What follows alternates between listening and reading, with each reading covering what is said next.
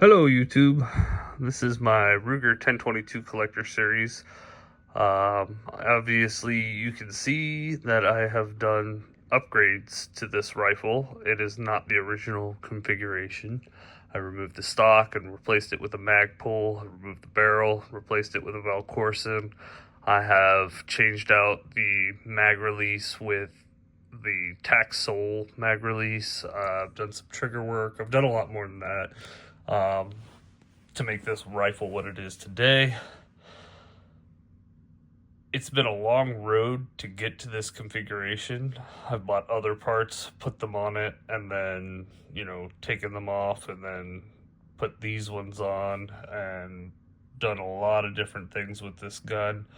Do I recommend the collector series? I've done videos in the past to kind of explain all the issues that I was having with the firearm.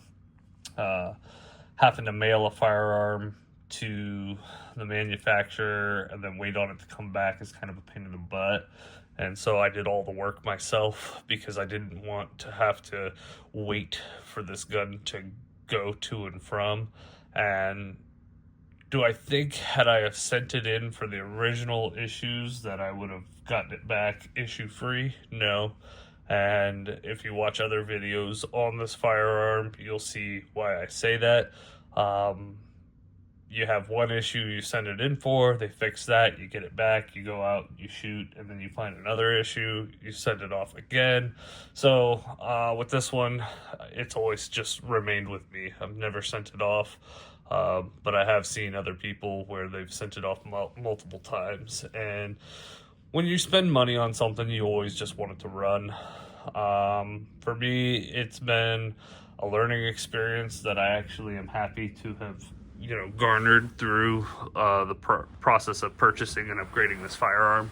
So I'm actually happy at the end of the day with the way everything turned out. I learned a lot, and so I'm kind of happy for that.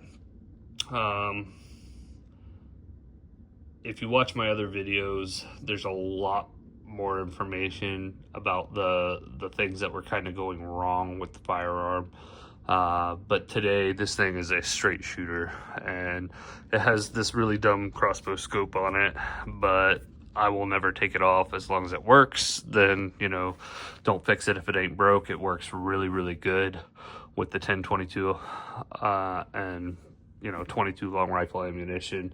It just works for me. So I have more expensive and nicer scope options that I could throw on there, but if it isn't broke, don't fix it.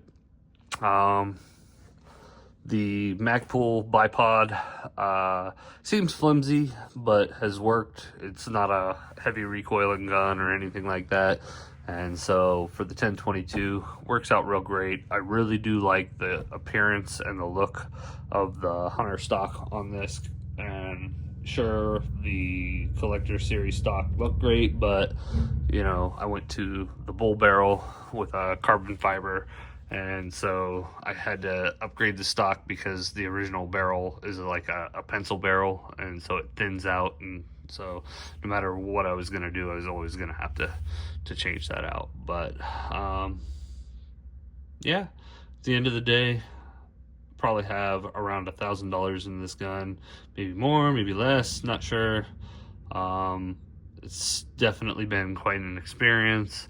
Started off as, oh, great deal, $200 or less. I think honestly I paid about $150 for it, and then it was just problem after problem, having to come up with my own solutions for those problems. I did get the gun running and working in the original configuration where it still looked and breathed as a collector series rifle, but then just little things kind of making me upset about the gun, wanting to make changes and improve accuracy and a few other things. So started putting money into it.